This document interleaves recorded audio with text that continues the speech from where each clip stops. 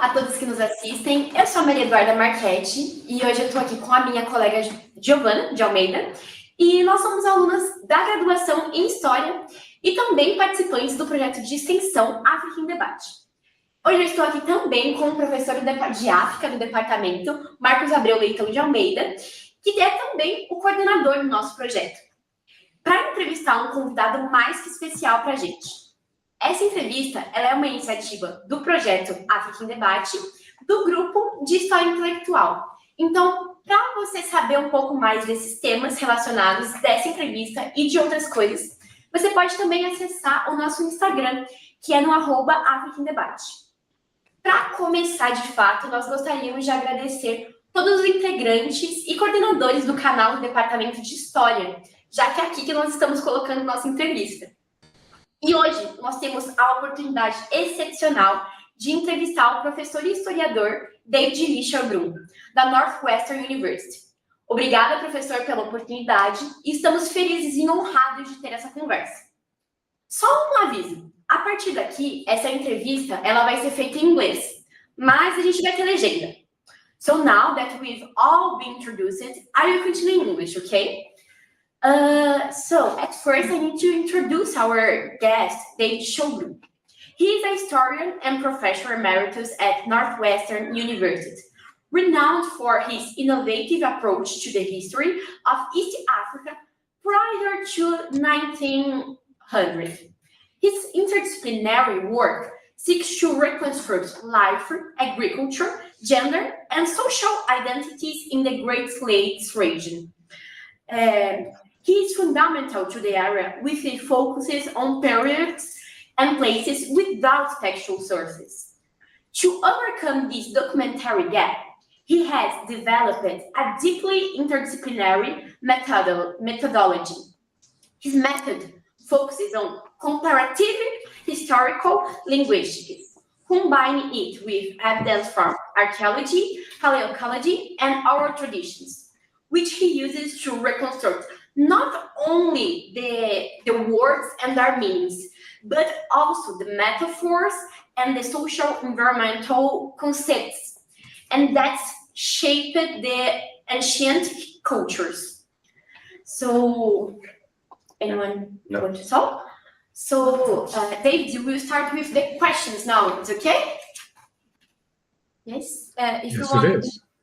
express yourself, it's okay.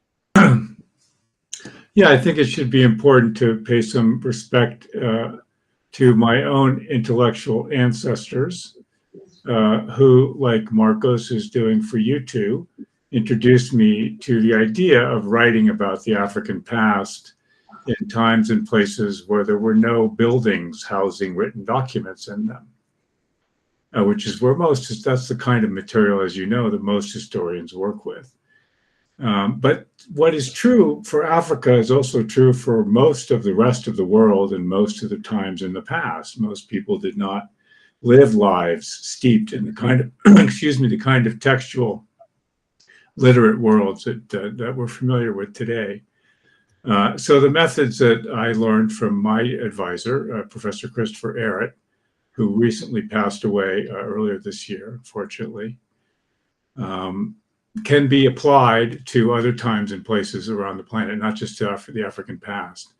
And in fact, some of Professor Ehret's own inspirations came from scholars who were working on cognate questions and writing the history of North America before the colonial period. So a lot of what's interesting and exciting about this history is precisely, it's two things really. It's novelty, as it does to say that the texture of the narratives that one can tell using these unconventional sources is not very familiar to people who are used to reading history based on written documents. It's very difficult to mention, for example, what the weather was like on a certain morning in April in a certain year, or to give all of your central actors in your story individual names and ask readers to identify with them as named individuals. We talk over longer periods of time, and we talk about broader categories of social life than individuals in particular days in a particular year. Excuse me. But I've had other intellectual sources of inspiration that came into my life sideways, not as a result of my training, but as a result of the people I came to know after I had finished graduate school. And some of the most important people in that regard were the men and women that I studied East African languages with in East Africa, who along the way to teaching me about those languages also introduced me to their own senses of the past. And this is where my understanding of so-called oral traditions, that's a phrase that comes from the academy, from universities and colleges, not from the way that ordinary people talk about oral knowledge of the past. That's just history to them. So it was important to learn those two things from the people who taught me about East Africa's languages, that they had a deep and rich sense of their own pasts, and also that language that they understood. I mean, they got the sense from me, something that was new, that buried in their own languages was a lot of information about the past. That was something that they hadn't thought of. So that was really interesting to them, and continues to be interesting to them today in my conversations with East Africans and others on the continent. Maybe that's enough information about me. I will say maybe just finally that I've learned an enormous amount from all of the students that I've worked with. And one of the things, Marcos included, one of the things I'm sure that Marcos is discovering is how true that is for him now that he has students to work with. You younger people are asking questions that we haven't thought of, and you're going in directions that we didn't think of going. And that's a very important way in which this creation of new knowledge expands and grows. Perfect. So, Professor, thank you for the opportunity to talk to you about your work and your career as a researcher and professor. I have been reading your work, and it had made all the difference to my research. So, beginning, we have divided the interview in two parts, okay? And the first seeks to learn a little about your professional career and your research interests. In the second, we will delve into the theme of the interview, which is gender and African history and historical linguistics. Okay, so with the first part, starting with the first part, historical linguistics is still a relative new method in Brazil.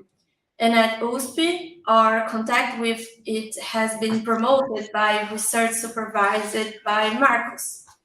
But we know that in the USA, this is a longer established line of research involving big names such as Christopher Everett, John Fanzina, and others. Considering your career as a researcher and professor, which began with a degree in philosophy, how did you first come into contact with African studies and the methodology of historical linguistics? How were the method in African students viewed and used at the time in American universities? The first question is probably, I don't want to take up too much time with personal history, but my relationship with Africa began through experience. I didn't wake up one morning as a young person in school and with an interest in Africa. And that's not how it worked for me. I went and studied in Kenya in 1978 and 1979, which was a difficult time in East Africa's history. The end of the Idi Amin regime in Uganda was coming to an end, a rather violent end, in part at the hands of the Tanzanians, which had invaded that year. There was a mass exodus of Ugandans who had been vilified in one way or another by the late Amin state. The East African Federation had recently collapsed. There was a war in the Ogaden Desert in what's today Somalia. In fact, the only border with Kenya that Kenya shared with its neighbors that was open was the border with Sudan, as it was then known, today South Sudan. And I was a young man, 19, 20 years old. I turned 20 in Kenya during that visit. And so that's pretty much, I'm sure, about where you two are in your life. And you're open to the world and ready to be influenced by the experiences that you have and the knowledge that you're gaining. That's what happened to me. I was really attracted to what I was learning in Kenya. I think the key to that experience, there were two keys. One, the group that I went with formed a year before we went. So we got to know each other very well. And we worked closely with our professor who led us, a man named Richard Peck, to craft the program that we were going to follow while we were in Kenya. And we all agreed that the first thing we had to do was learn how to speak Kiswahili. We agreed collectively as a group of students that having some facility with a language that wasn't a colonial language, although we didn't understand the fraught history of Kiswahili in East Africa at the time, its association with 19th century slaving activities, for example, was really going to be important to us. So we spent the first month living at the coast on the Indian Ocean, doing immersive Kiswahili study, and that proved, our hunch proved to be quite correct, because it allowed us to develop a whole different set of relationships with the Kenyans we met as the trip unfolded. Well, to jump from my experience as a study abroad student to getting involved in African studies, the short answer is I was attracted to African studies so that I could enroll in graduate school and receive a grant, to reach some funds from the federal government at a reduced interest rate that I would then use to buy an airplane ticket and go back to East Africa to make sure that I actually wanted to go to commit myself to that part of the world. So I didn't have academic or intellectual reasons for going to graduate school. They were just to make sure that this was something that I wanted to commit to. As you know, East Africa is very far away from North America. It's a little closer from South America, but not very much. And so it's very expensive to get there. And I didn't have any other means but through this fund, this grant, which I did get as a student. I misspoke. It wasn't a grant. It was a student loan, actually. So I had spent many years paying it off. But I'm glad I spent that money because two things. I'm glad I got that student loan because two things happened. I met Christopher Ehret, who introduced me to this wide open field of writing about Africa before literacy became a prominent feature there. Let's say before the 16th century, broadly speaking. And secondly, I got to go back to East Africa with some purpose. Just as an aside, you should know that what got me into the graduate program at UCLA wasn't an interest in history. It was an interest in African studies and an interest in public health. I reasoned at the time that if I was going to have some relationship to the continent, I wanted that relationship to allow me to contribute something useful to what was going on in Africans' lives, and public health seemed to be a big question for them. So that was a good idea in theory, but I was very bad at public health, and I didn't get very good grades in my courses, and I lost the funding that the university had given me to study public health. And so I faced a crisis. This often happens in your life. You make important decisions in moments of crisis without being able to see what the future holds, but you draw on something that was inspiring to you in the past. And so Chris Ehret's lectures and his enthusiasm about the possibilities for writing African history in the long ago is what I turned to when I had to shift away from public health. And luckily, I was fortunate enough to be admitted to the Department of History to do the PhD. So that's how I got there. Now, on historical linguistics, there's two things to say about this. One, it's a methodology, as you two, I'm sure, are learning, that is cloaked in all sorts of unnecessarily arcane jargonistic language. It makes it sound rather like you're practicing alchemy or some kind of magic. When in reality, there are technical dimensions to it that you have to master, but it's much more straightforward than that fancy language would give ordinary people to believe. What you're really trying to do is make inferential statements, try to make arguments about what the earlier meanings of words were. This is what historians are doing. Linguists who use this method are less interested in vocabulary than they are in other dimensions of language, because their interests as linguists are different than your interests as historians. For we historians, we're mostly interested in meaning, what kinds of things words mean, and what that tells you about the people who lived in the past.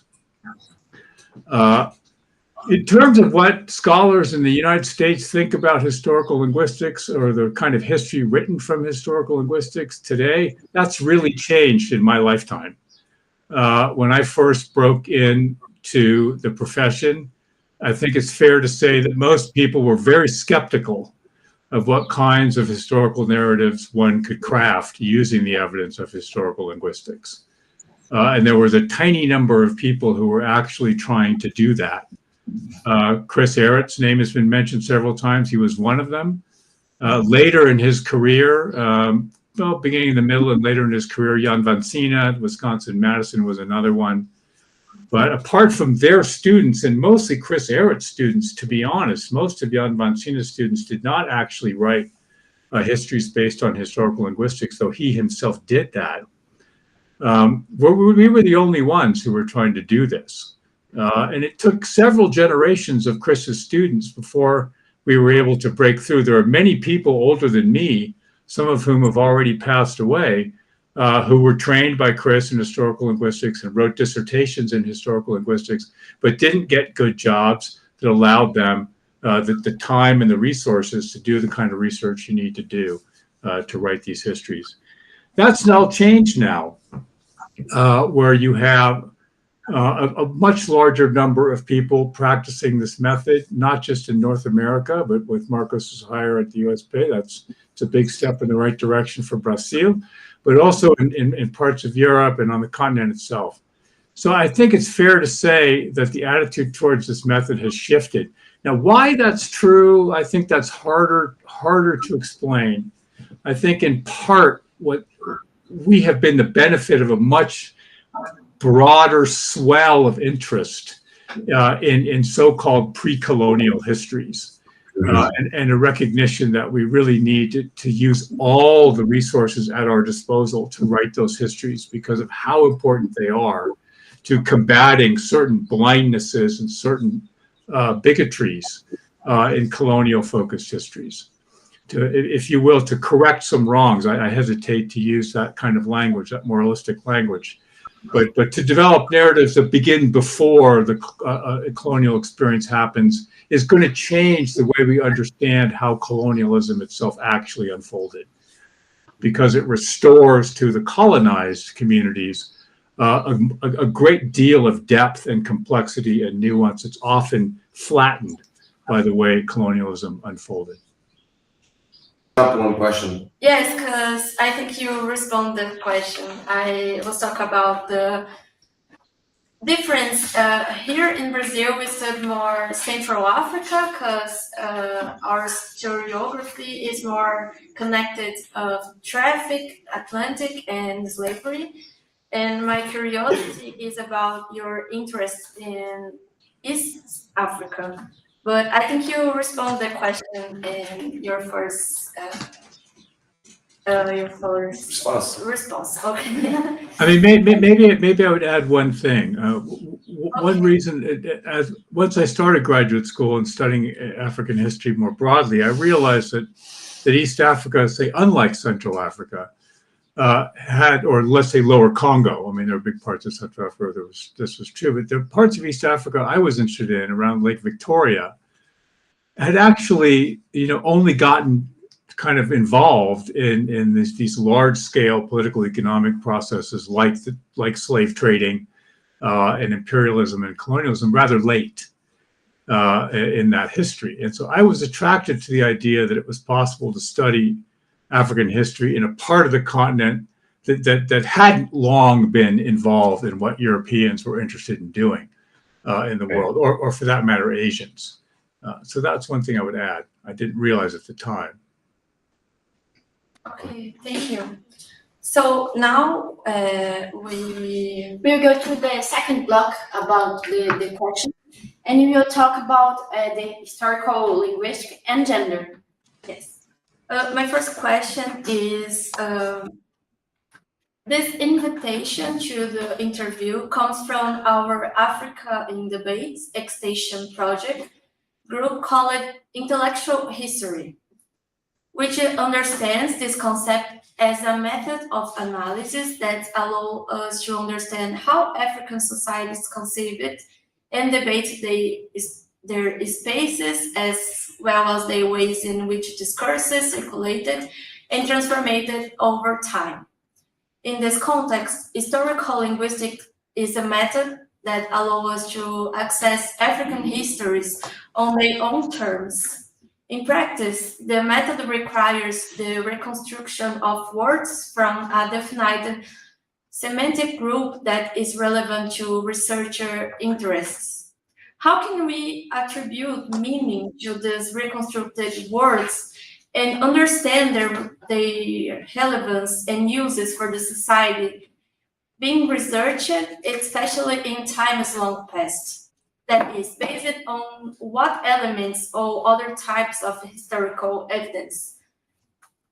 Well, that's a great question, Giovanna. I'm very impressed that you phrased the question in that way, because you've gone right to the heart, I think, of one of the most important challenges that people like yourselves who want to write African history using historical linguistics will face with the rest of your readership, which is namely, they want to know how you think you know what a word meant in the distant past, when there is no contemporary instance indicating its meaning. You're inferring that meaning from the present. You're working backwards from the present into the past, which is not usually how historians work, right? If they want to know what ideas of motherhood were in medieval Spain, they're going to go to libraries and archives, and they're going to read documents that talk about motherhood or look at legal decisions that affect mothers. And they'll be working with documents that were created in the time that they want to write about their subject. Historical linguists can't do that in much of Africa. There are parts of Africa they can do that for. The Lower Congo was one of them, where you can push things back pretty far, as your own professor, Marcos Almeida, has done in his work, and others as well. But for many parts of the continent, indeed many parts of the world, it's simply not possible to do that. So I think this is the first hurdle that historians using this method face when trying to convince their fellow historians to take what they're saying seriously. And this is where the technical aspects of historical linguistics comes in. To boil very complicated matters down to something similar, what linguists have essentially done is made a series of arguments about the nature of changes in meaning, how meaning changes in time as a feature of language use. And they've made those arguments based on having studied many different languages in many different parts of the world at many different points in time, because as you know, some parts of the world have very long textual traditions, literary textual traditions. For example, China is one of them. The Lower Nile Valley is another one. You can think of other examples. The Mayan example, for example, in highland and lowland Mexico. And so they've been able to check these arguments they've made about how meaning changes against the textual record that exists for different languages. So the first move is to say, well, if we can see parallels between how real online language use, the kind of language we're using right now and talking to each other, tracks with a textual language, the kind of language is written now, and you can see some continuities there, then it's possible to analogize from that similarity to cases where we don't have long textual traditions of written language. And that's what Africanists do. So I'm hesitant to get too much into the weeds here, as we say in American idiomatic English, with some of the details. But I hope that what I've just said lays out at least the rhetorical ground for asking historians to take seriously that we think we can know what a word meant in the past by making arguments from historical relationships. So this is where the technical stuff comes in. What you could do as an exercise is simply draw a box around a part of the African continent that you want to know more about before 1600. And then what the historical linguist would do is would say, okay, what different languages are spoken inside that box? And then they would come up with a list of meanings in their own language. In your case, it would be Portuguese. In my case, it was English or Kiswahili. that you think are such basic elemental, these are words that refer to meanings that are so fundamental to conducting daily life, like the numbers 1, 2, 3, and 4, to stand, to sit, to eat, to sleep, things like that. That is to say, fields of meaning that any language anywhere in the world is likely to have a word for, because it's just part of living your daily life. And you go and talk to people who speak those different languages inside that box, and you compare then the answers they give you when you say, what is your word for the number 1? What is your word for the number 2? Going on down the list. And you notice that some of those languages are going to have words that sound very similar to one another and mean exactly the same thing. And a few other languages inside that box have words that sound different from that first set. You then say, well, the easiest way to explain this fact that you have discovered down on the ground, you don't know anything about the history of the area inside this box at all. It's not necessary for you to know anything about the past in order to draw the conclusion that the languages that share those similarly sounding words with the same exact meaning share that meaning because that meaning has descended through time across generations as those languages have gradually differentiated one from another. And those other languages that have different sounding words for the same meaning have a different ancestral language community from which they descended. It's not the same as the two. You immediately then have a historical scenario to explain. How did those two different speech communities come to live in that particular area? And what more can you say about the historical relationships among them? You can subdivide the degrees of relationship between the sets of historically descended languages. You could do this with Portuguese and Spanish and Italian and French and Romanian and make your way back into talking about something like Romance languages.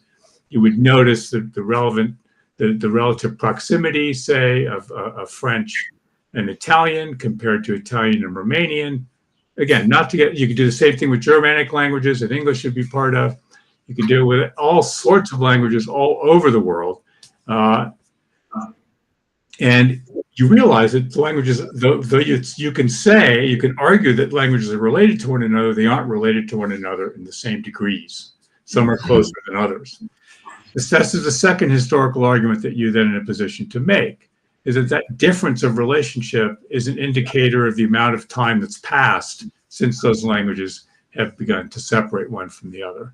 And as soon as you're talking about the passage of time, you begin to be talking about the historian, you begin to be talking in the historian's language.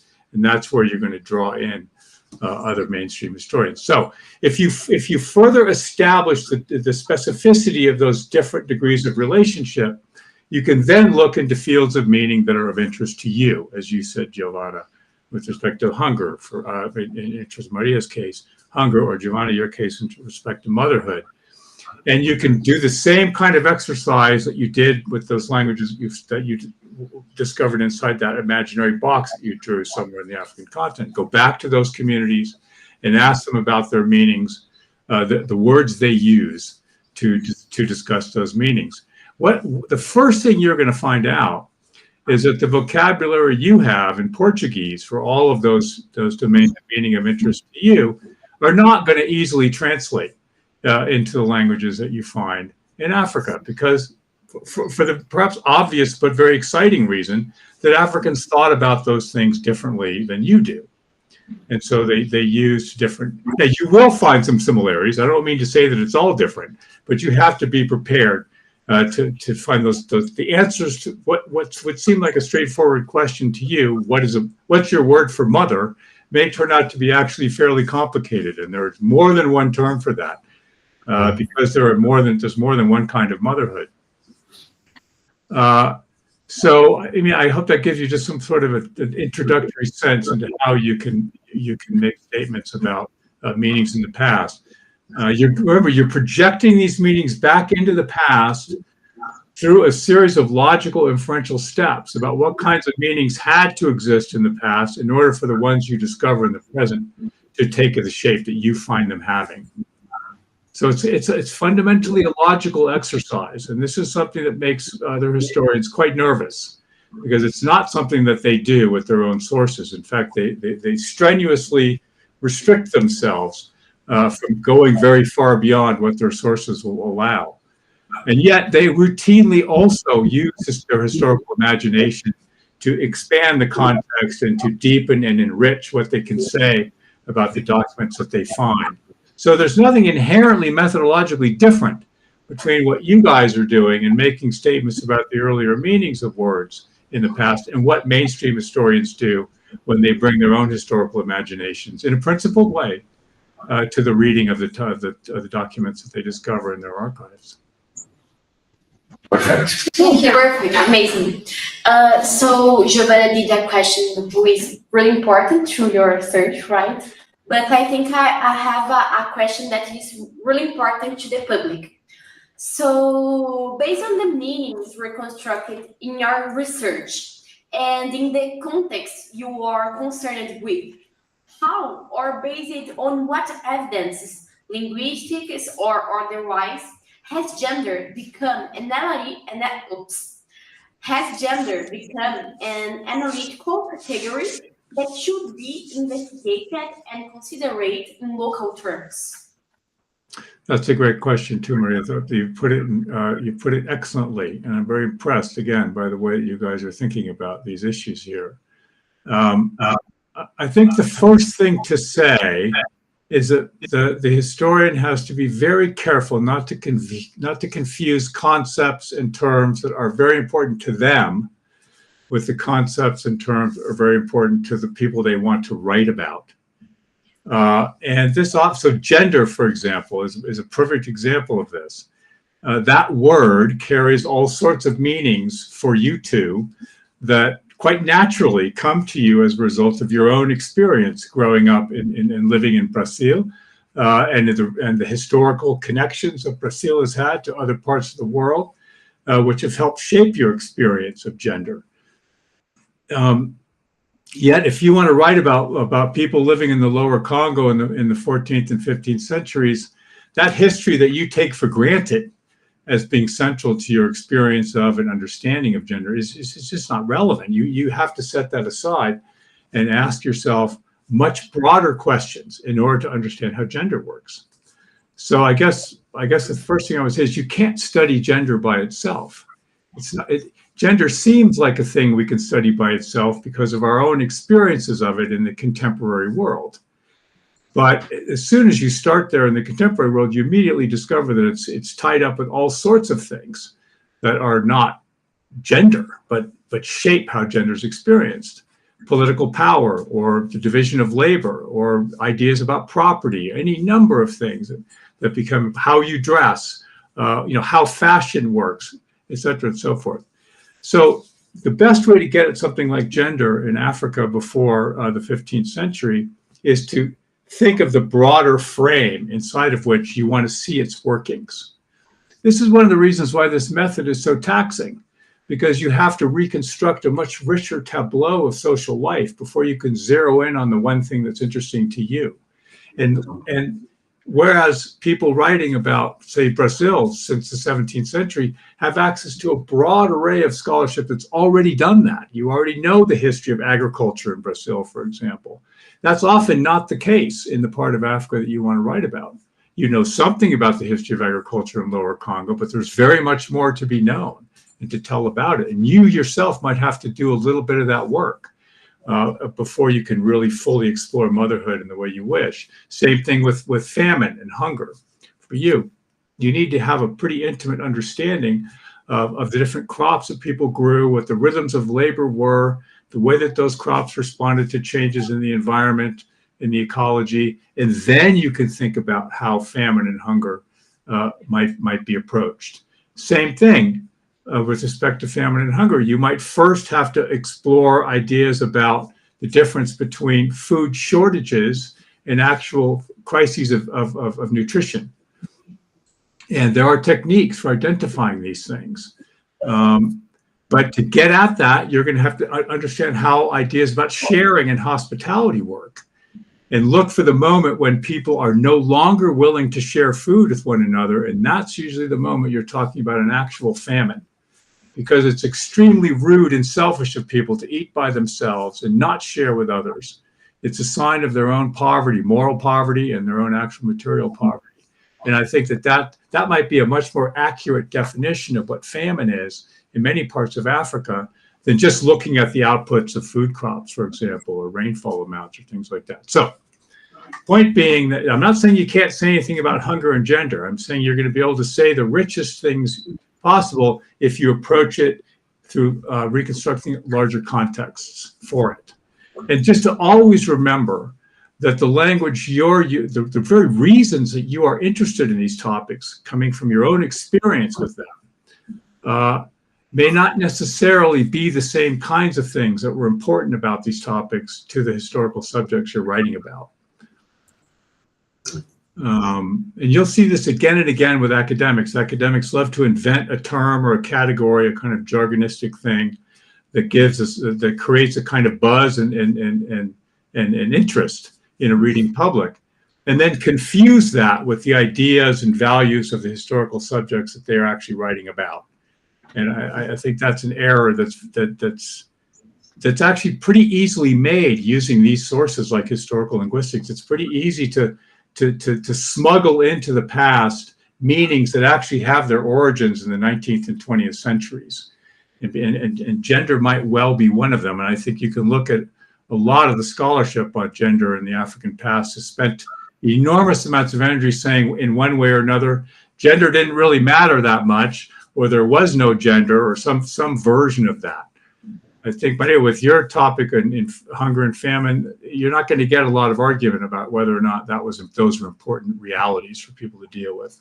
They had important material components. But gender is something that comes in and out of African social life in rather fleeting ways, and changes in ways that are not like the way that they've changed in Western Europe, for example, or the colonial Americas. So, Professor, another colleague and I organized an African studies group in our department called Kahanka, whose readings are now focused on gender. We are reading Oyoronki Oyeyumi's work, The Inventions of Woman, which has become quite relevant in Brazil, perhaps because it's one of the few translated works.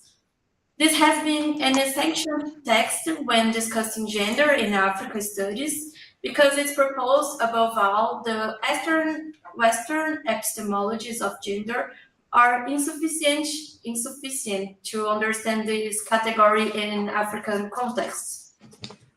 Oyeyumi takes this idea to its extreme in her thesis, Arcs for the Non-Existence of Woman, a category that for her carries a sense of oppression and always stems from the category men, which would not take sense in African territories and especially in Yoruba, where she focused her analysis.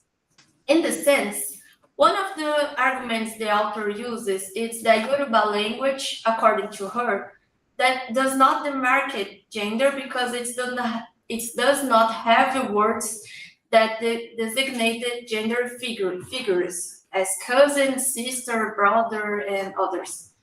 From a linguistic point of view, besides these words that designated gendered figures of kinship, what other evidence can we consider to understand gender in African societies? In other words, if we expanded our conceptions of gender beyond oppression and binary thinking, what has linguistic evidence show about gender in African societies? Do you understand? Yes, I do. Yeah, another fantastic question. In the case of Oyeyumi, you have the opportunity to look at a body of historical evidence that does not appear regularly in the archives of other parts of Africa's past. And this is the record of so-called art historical sources, the work of especially specialists in metal casting, the various sculptures and different figures that they made. You can readily see in that corpus of material, some of which goes back to the 11th and 12th centuries, that there were concerns with marking biological difference. So even though there may not be a word for this particular category, there was certainly as a conceptual place for biologically distinct literally figures. So this is not a metaphor. These are three-dimensional figures that have been rendered in a way which signifies, among other things, which of the two biological sexes each of them represents. And sometimes those representations are, again, literally intertwined with one another. And so it's possible then to say, well, maybe we're looking in the wrong place when we're trying to understand how biological difference and social category mattered to people in the earlier Yoruba-speaking parts of what's now southwestern Nigeria and southeastern Benin. We should be looking at other kinds of conceptual categories, not just the biological, because after all, these bodies are not represented as anatomically distinct so much as they are dressed differently, they are doing different kinds of things, they wear different kinds of jewelry, etc. Their bodily gestures are different. So there's a much richer vocabulary and set of concepts that bear on biological difference and social standing than the gender ones. This is a perfect example of how importing things that carry great weight in other intellectual traditions is going to lead you to waste a lot of time when trying to write about other historical settings. I would say the same thing about other parts of Africa that don't have the same kinds of material cultural traditions that southwestern Nigeria does. Or you could say that it's in Lower Congo, you can do very similar things with categories of objects and other kinds of material culture. And there's scholars who have done fantastic work on this.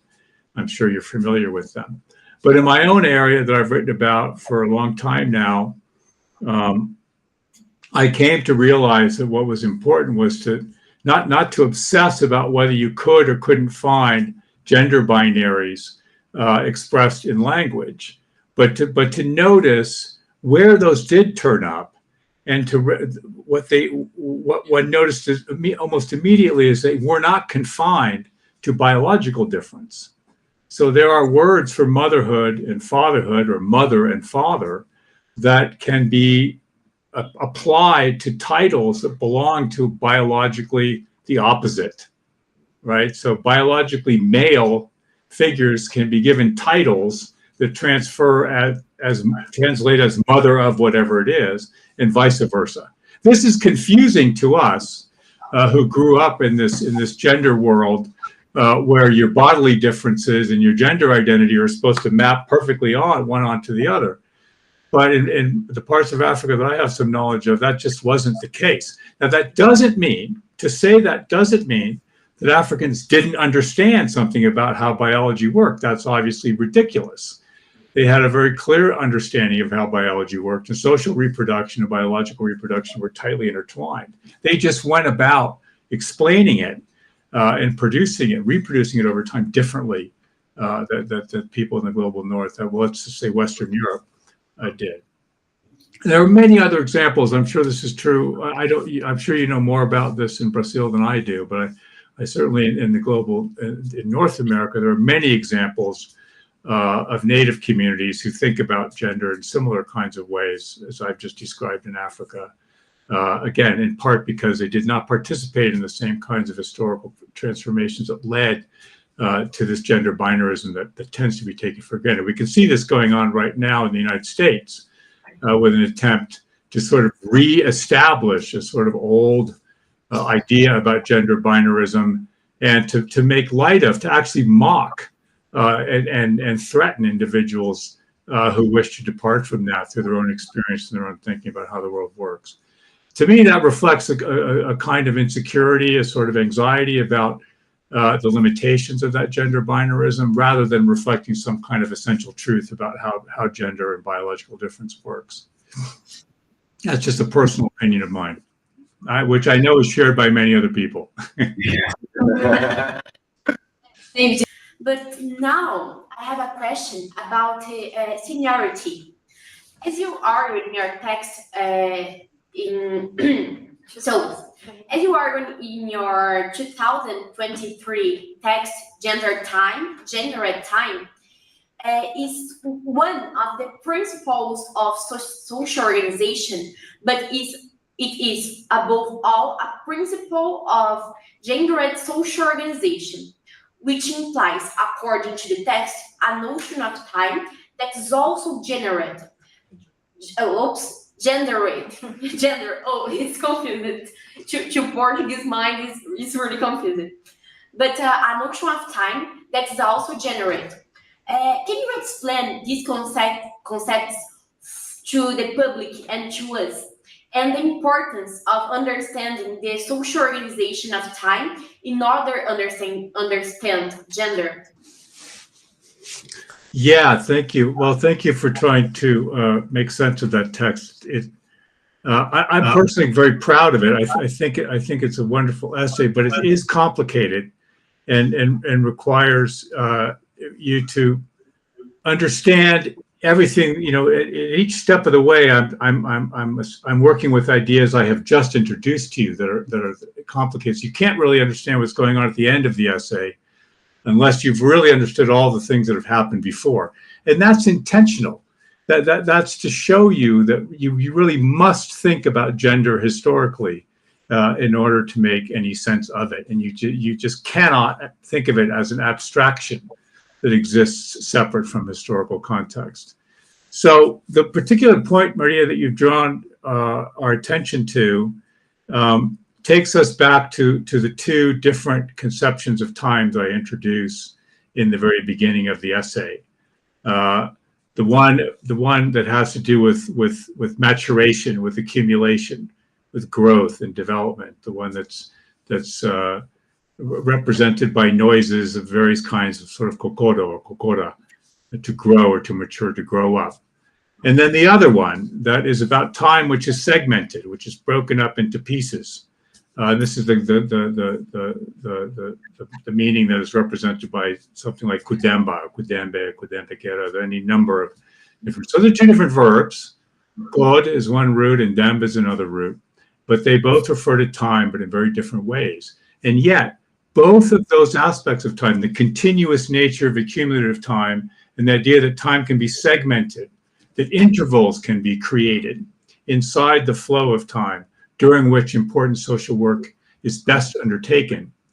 They both require contributions from biologically distinct people, right? And I make that statement just by observing that sex is often involved in making both of those things happen. That is to say, sex is often central to maturation, and I don't mean this metaphorically. I mean it in terms of the idea that in order to have a successful pregnancy and bring a child into the world, one doesn't just have sex once. One has to have sex at certain times and places repeatedly during the pregnancy. So that's an explicit statement that to grow the new life, whether you're conceiving of that life as existing inside the biologically female body, or as a life that resides elsewhere, in the land of ghosts or some other area, that it requires two bodies to interact in a sexed way in order to make that birth possible. And then on Kulemba, the idea of dash time, you can also see the ways in which men and women, biologically male and female, or individual members, behave in a certain way. So I think it's very significant that root lemba is involved in naming the interval of time during which a woman is recovering from her period. You know, while a woman is undergoing menstruation, if she's fortunate enough to have enough people living near her to take care of the duties that she would otherwise have to carry out, she doesn't work and she doesn't cook, and she stays off by herself and relaxes. So why would that be the case? I mean, that is a display of the wealth and the standing of that particular community that can afford to withdraw the labor of that menstruating woman from the collective enterprise and let her relax and chill out, as it were. And literally, that's what we're talking about. Taking a nap, sleeping, eating well, whatever, not being bothered by any of your duties. Not every woman could enjoy that, because not every woman had access to the social support network. Not every biological woman could enjoy that kind of respite, because not every one of them had access to the social support network required to let her take some time off. But by drawing attention to those different kinds of time, I wanted you to begin to think about the ways in which Africans understand gender in pretty profound ways, in sort of almost philosophical ways, abstract ways, that they were thinking in abstract conceptual categories, not just in practical material terms. And I think that's important too, to remember when you're writing about agricultural societies. It doesn't mean you're writing about societies that lacked any kind of interest in intellectual matters, just because they spent a great deal of their time laboring in relationship to agricultural practices. Clearly, these terms and the practices that they name tell you that farmers and herders spent a fair amount of time reflecting on and arguing about and debating the grounds on which they could reproduce their societies. I think the first question is very related to your response. A relevant category in African gender studies, and one that is also the subject of my research, it's motherhood. This is an emblematic category because it involves thinking about the body, biology, society, and culture. Above all, it questions Western and contemporary notions of what motherhood and womanhood means.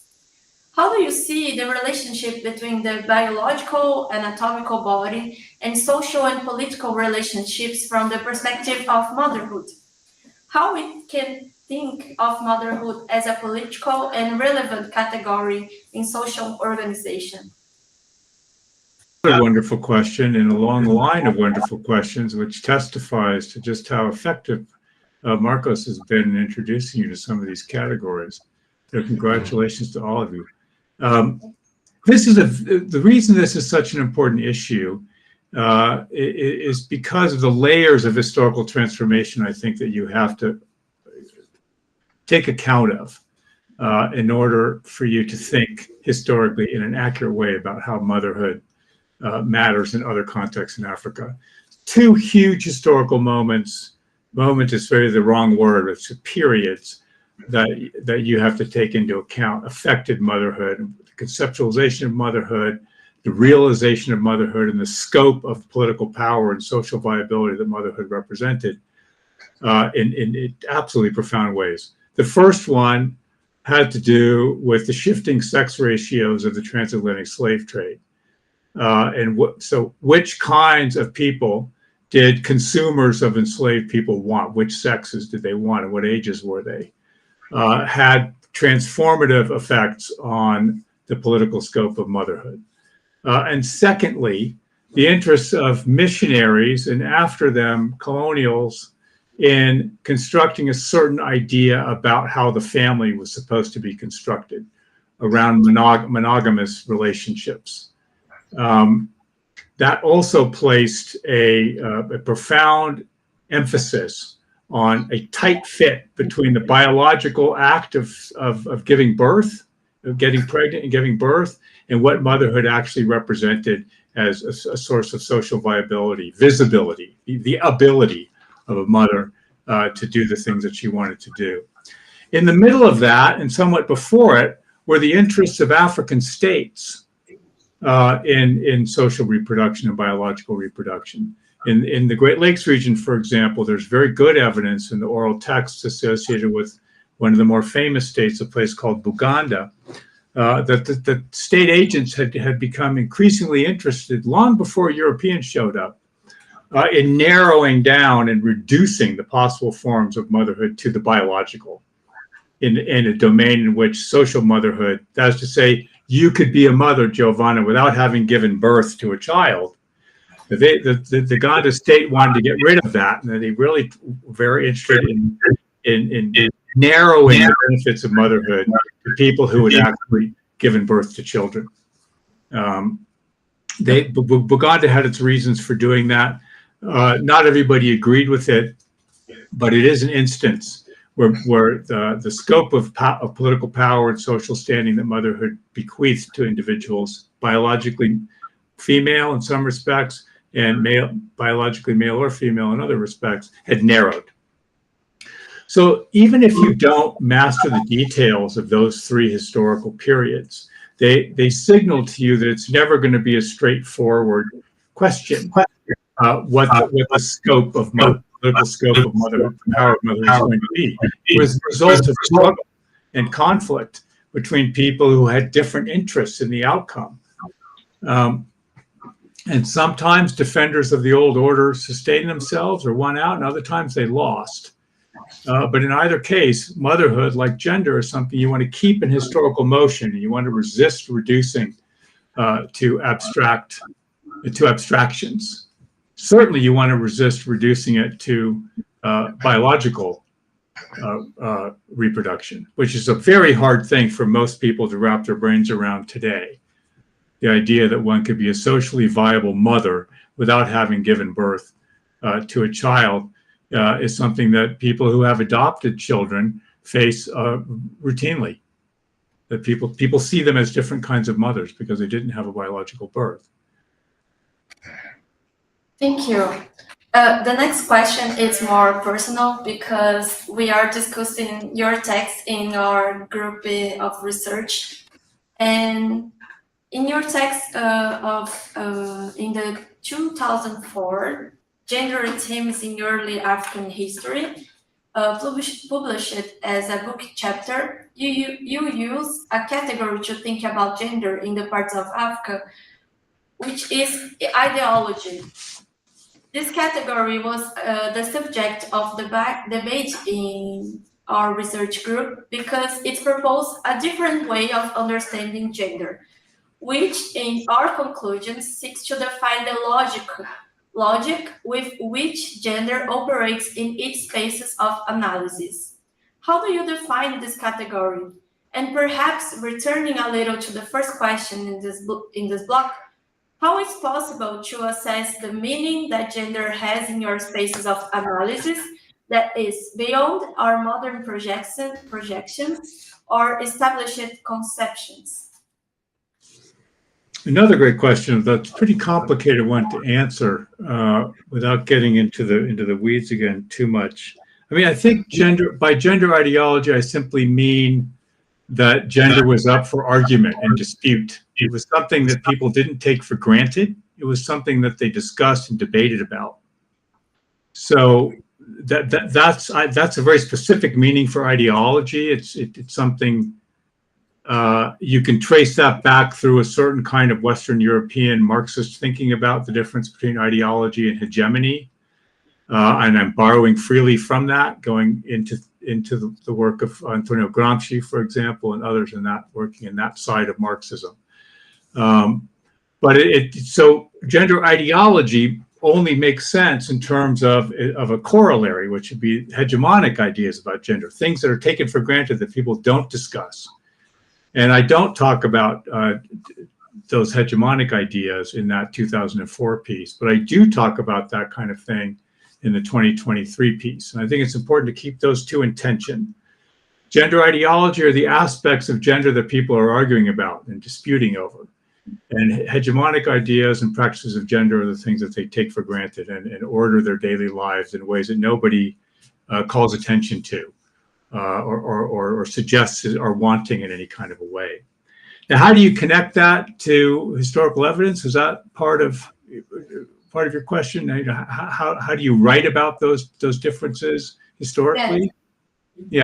Well, you have to. I mean, the easiest way to do it is I do not think you can do it very convincingly with historical linguistic evidence. The best you could do would be to notice an innovation, a new idea that gets a new name associated with gender and suggest that maybe the reason this new name came into existence was people starting to argue about things. You could say that, but you're just asserting that and you're just speculating because you haven't established that argument and dispute and debate actually happened. It could be a new element of gender hegemony. Just because it's new doesn't mean people were arguing about it. So I think that makes that argument from historical linguistic evidence alone weak. But if you can braid in what you know from your words and meanings reconstructions in historical linguistics with what you know from oral texts, then you're in a position to talk about hegemony and ideology, because it's possible for you to collect multiple versions of text about the same topic and see that they don't all say the same things about that topic. And some of the differences in those texts that you can perceive bear on gender issues. And I would suggest that in those differences, in people offering variations on well-established themes and stories, there you're seeing people departing and making and emphasizing different aspects of how gender relations are supposed to work in a moral sense. The examples I gave in the 2023 text draw on a widespread set of stories about figures that everybody agrees lived in the area before there were states in the region, before you had large territorially expansive political formations. And today, these figures are all summed up under two words that are just big, broad labels, like you might use in, say, talking about what the Stuarts say in English history, you know, a family name that stands in for a whole bunch of different rulers and political figures that held sway at a certain time in the English and Scottish past. These words are Batembuzi and Abatwezi, and they refer to Abatwezi, the most important ones. That's the ones I talk about in the 2023 essay that you've mentioned a few times. And what I do there is draw your attention to a critique that seems to have been in play during the time when these Batembuzi figures became prominent. And it was a critique of the limits of using lineages as the primary means for reproducing social life. Or to put it in sort of ordinary language, extended families were no longer big enough to meet the challenges and opportunities for bringing the next generation into existence, biologically and socially, and raising them up, maturing, raising them up to adulthood. There was an innovation, a new word that was invented around the same time called obuchweke, which is an abstract noun that names the social condition of being an adult who had born and raised children, but none of those children were alive any longer. It's kind of the reverse of being an orphan. You know, when you're an orphan, you don't have any parents. But obuchweke were parents who no longer had any children. Now, why that word came into existence, I don't know. Was there some kind of epidemiological crisis or something? I can't tell you. But I can tell you that the fact that a concept, this idea that there was a bunch of adults who no longer had kids, enough of them that it was worth naming them with this word, if that's happening at the same time that this Batembuzi criticism of the limits of the lineage, of the extended family as a vessel for reproducing social life came into prominence, I think that's most important. So the gender ideology there is about not limiting yourself to understanding your kin group through descent ideas, that you had to think more expansively than descent. Whether that descent was reckoned through the mother's line, the father's line, or both lines, you weren't going to be able to assemble the group you needed to assemble to ensure your success in social reproduction just by thinking about descent. It had to be bigger than that. So that to me seems like, again, probably too complicated for a venue like this, but an example in which you can see Africans debating and arguing about the limitations of gender relations and coming up with fixes, coming up with solutions about how to make things better. Now, not everybody agreed with what the Batembuzi were doing, and there were frictions among them and amongst their followers. So I don't want to give you the impression that everybody's collectively deciding to do all these things together in a giant congress of some sort. That's not the case. It just looks like that after the fact, because you find these solutions spread broadly over an area. But when they were actually being developed, there was a lot of conflict. And that is not written out of those oral traditions. The fact that people were fighting with one another during this time is also part of those oral texts. Maybe the last thing I should say, because I think this is very important, is that you can't really appreciate much of what I just said about the oral text if you only read the translations into English or French, because those translations were made during a time when Africans were quite nervous about being understood as overly violent people. That was one of the colonial and missionary forms of bigotry, was that Africans were violent savages.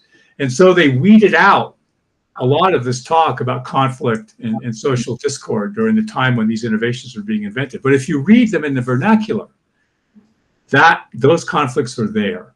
And so this is just a plea for the importance of learning languages well enough, not to just do the solicitation work that you're being introduced to with working with Marcos, but to be able to have conversations with your interlocutors about some of the oral texts that they know. That's a very important thing to do. And if you can't do that, then you're going to be very limited in what you can say about a category like motherhood and gender. Perfect. So now I have our last question.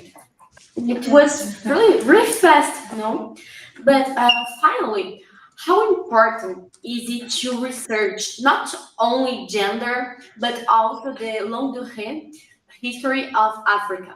How do you see the new possibilities for research with the formation of new historical linguists?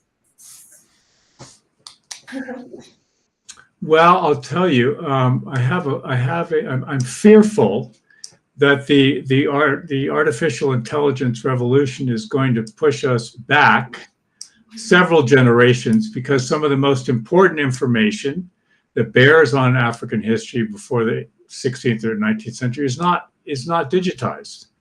It's not available to the large language models that drive AI. And as you young people are yourselves perfectly aware of, it's increasingly hegemonically just taken for granted that AI is going to be the place to go to get the answers to all your questions, because people don't really appreciate how much knowledge about the past is not digitized and does not exist. That large language models have no access to it. And the large language models themselves, of course, are aware of those limitations, but they don't know what they don't know.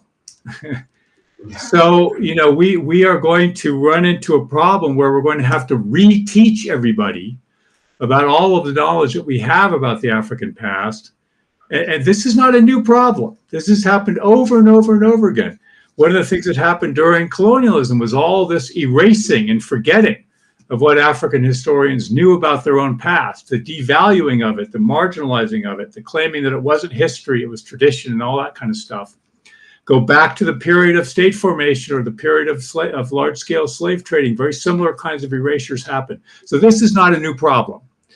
It just means that you're going to have to stand ready to remind people of things that their forebears knew about the African past, and that they can quit being surprised when they discover things for the first time about the African past that they thought had never existed before, when that's just a sign of their own forgetfulness or their own ignorance. This can be a tricky thing to do because people don't like being pointed out that they don't know something, that they're not smart, that they're lacking in access to information, and they can get their back up and make it harder for them to listen to you.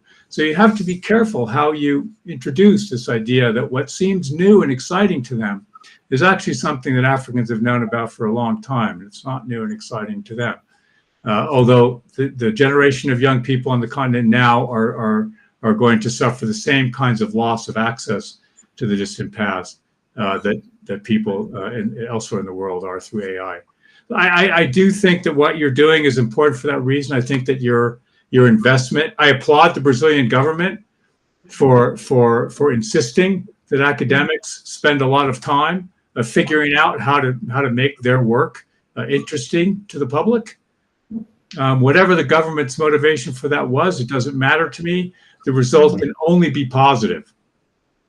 both for the other Brazilians and for people like yourself, to learn how to talk about what you're interested in doing in a way that makes other people interested. That's very important. So congratulations to you taking that challenge on. Very important. Thank you so much for you, David, for accepting our invitation to talk to us. And thanks for letting me use English. Yeah. Oh, thank you for the interview and talk to us. It's happy for us talk to you, and I hope we meet sometime. I hope we meet too. And if I can help you in any other way going forward, just let me know. Well, I have plans to bring in David here in Brazil, so he will hear about soon. But one day, right, David? Yes, and our paths will cross. Yeah. Well, good luck with your work. Yeah, thank you. I'm excited. Thanks for thinking of me. It's an honor. Yeah, of course. Yeah, so thank you. Thank you. Thank you so much. Okay, ciao. Ciao, ciao, David. Ciao.